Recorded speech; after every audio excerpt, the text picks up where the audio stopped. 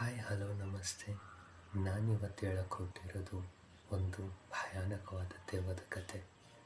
ದೆವ್ವದ ಕತೆ ಅಂತ ಹೇಳ್ತಿದ್ದಾಗೆ ಕೆಲವೊಂದಷ್ಟು ಜನ ದೆವ್ವಗಳನ್ನ ನಂಬ್ತಾರೆ, ಕೆಲವೊಂದಷ್ಟು ಜನ ನಂಬೋದಿಲ್ಲ. ನಂಬೋದು ಬಿಡೋದು ಅವರಿಗೆ ಬಿಟ್ಟಿದ್ದು, ಅದು ಅವರವರ ನಂಬಿಕೆ.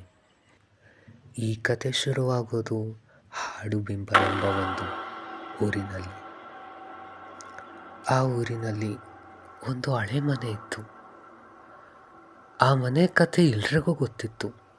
ಅದೊಂದು ಯುಗ ಯುಗಾಂತರದ ಮನೆ. ಗಾಳಿ ಬೀಸಿದ್ರೆ ಬಾಗಿಲುಗಳು ಜಾರೋದನ್ನು ಬಿಟ್ಟು ಬಿಡ್ತಿದ್ವು. ಎಷ್ಟೋ ಜನರು ಆ ಮನೆ ಬಗ್ಗೆ ತರತರಹದ ವಿಚಿತ್ರ ಅನುಭವಗಳನ್ನು ಹೇಳ್ಕೊಳ್ತಿದ್ರು. ಆ ಒಂದು ಮನೆ ಬಗ್ಗೆ ಕೇಳಿದಾಗಲೆಲ್ಲ 10 ಹಲವು ಭಯಾನಕ ಅನುಭವಗಳನ್ನು ಎಲ್ಲರೂ ಹಂಚ್ಕೊಳ್ತಿದ್ರು. ಮತ್ತು ಆ ಮನೆ ಬಗ್ಗೆ ಮಾತನಾಡೋಕ್ಕೆ ಹೆದರ್ಕೊಳ್ತಿದ್ರು.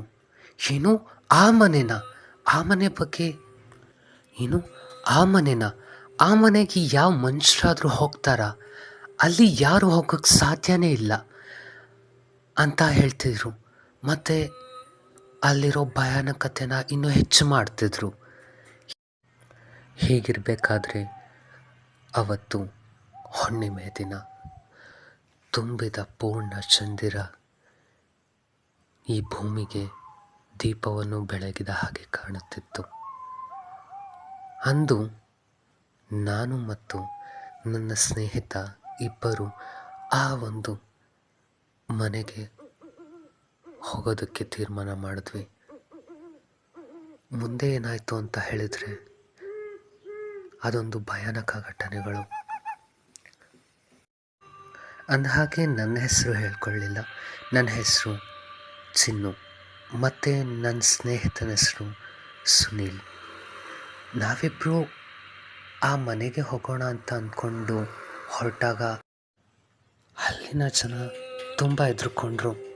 ಮತ್ತು ಅವ್ರು ಹೇಳಿದ್ರು, ಏನು ಇಷ್ಟು ರಾತ್ರಿ ಇಲ್ಲ, ಅದು ಈ ಕತ್ತಲಲ್ಲಿ ಹಿಡಿದಿರ್ಬೇಕು, ಅದಕ್ಕೆ ಹೆಂಗೆ ಮಾತಾಡ್ತವ್ರೆ, ಮತ್ತೆ ಹುಣ್ಣಿಮೆ ಕೂಡ ಇದೆ, ಇವರಲ್ಲಿ ಹೋಗ್ತಾರಂತ, ಇವಾಗ ಹೋದ್ರೆ ವಾಪಸ್ ಬರೋದೇ ಡೌಟನ್ನ ತಿಂದ್ಬಿಡ್ತಾರೆ ಅಂತ ನಿಂಗೇನು ಹೆದರ್ಕೊಂಡು ಮತ್ತೆ ನಮಗೂ ಕೂಡ ಹೆದರಿಸಿದ್ರು. ಆದರೆ ನಾವಿಬ್ಬರು ಹೆದರ್ಕೊಳ್ಳಿಲ್ಲ. ಆ ಮನೆಗೆ ಹೊರಡೋಕ್ಕೆ ಸಿದ್ಧವಾದ್ವಿ. ಅಲ್ಲಿಂದ ಹೊರಟ್ವಿ. ಸುತ್ತಲೂ ಹುಣ್ಣಿಮೆಯ ಬೆಳಕು ತುಂಬಿತ್ತು. ಆದರೆ ನಮ್ಮೆಲ್ಲರ ಮನಸ್ಸಿನಲ್ಲೂ ಭಯ, ಆತಂಕ ತುಂಬಿತ್ತು. ಇನ್ನೇನು ಆ ಮನೆ ಕುತೂಹಲಕಾರಿಯಾದ ನಮ್ಮ ಈ ಪಯಣ ಸಾಗ್ತಾ ಹೋಗ್ತು. ಇನ್ನೇನು ಆ ಮನೆ ಸಮೀಪನೇ ಬಂದ್ಬಿಟ್ವಿ ಏನೋ ಅಷ್ಟರಲ್ಲೇ ನನ್ನ ಮತ್ತು ಸುನೀಲ್ನ ಹೃದಯ ಬಡಿತ ತೀವ್ರವಾಗ್ತಾ ಹೋಗ್ತು. ಯಾವ ರೀತಿ ಅಂತ ಅಂದರೆ, ನಮಗೆ ನಮ್ಮ ಎದೆ ಬಡಿತ ಕೇಳಿಸೋ ರೀತಿ. ಆಗಲೇ ಸಮಯ ರಾತ್ರಿ ಮಧ್ಯರಾತ್ರಿ 12 ಗಂಟೆ ಆಗಿತ್ತು. ಎಲ್ಲರೂ ಮಲಗಿರುವಂಥ ಸಮಯ. ನಾವು ಆ ಬೂದು ಬಣ್ಣದ ಬಾಗಿಲು ನಮ್ಮಿಬ್ಬರನ್ನು ಕೈ ಬೀಸಿ ಕರೆಯುವಂತೆ ಕಾಣಿಸ್ತಿತ್ತು ಮತ್ತು ಧೀರವಾಗಿಯೇ ನಿಂತಿತ್ತು. ನಾವಿಬ್ಬರು ಆ ಬಾಗಿಲನ್ನ ತೆಗೆದೇ ಬಿಟ್ವಿ.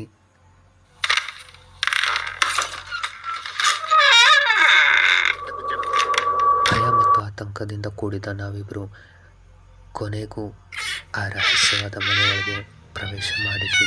ಮತ್ತು ಸುನೀಲ ಕೇಳಿದೆ, ಸುನೀಲ, ನಿಜವಾಗ್ಲೂ ಈ ಮನೆಯಲ್ಲಿ ದೆವ್ವ ಇದೆ ಅಂತ ನೀನು ನಂಬ್ತೀಯಾ? ಹೋಗರು ಐತೆ ಅನ್ಸುತ್ತೆ.